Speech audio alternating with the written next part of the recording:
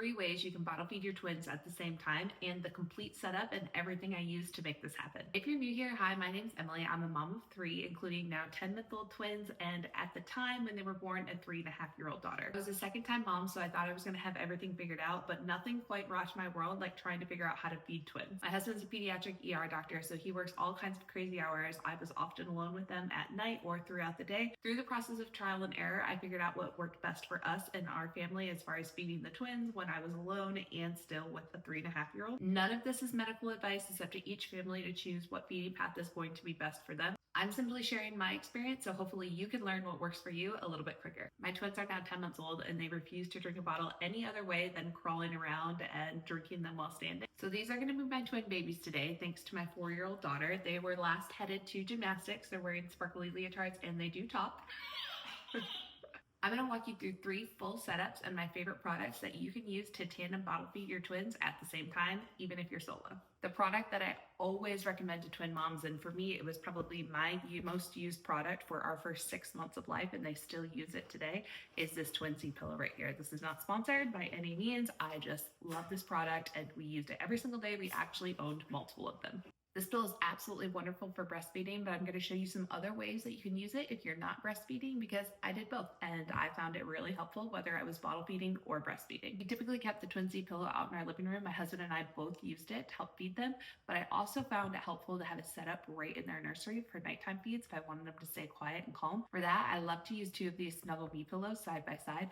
Our girls did have quite a bit of reflux, so in all of these setups, you're going to see us try to implement the best incline that we can, as well as some other pace feeding techniques that were recommended to us by our pediatrician. Obviously, the best possible way to bottle feed 2 twins at the same time is to have 2 people and be able to hold them and pace feed them through the entire bottle, especially if you're experiencing any kind of reflux. Unfortunately, real life just doesn't always allow for that to be the case. So again, keeping in mind, this is not medical advice. This is just sharing my experience with you. Make sure that you do all of these with precaution and you choose what's best for your family, and at all times do this under supervision.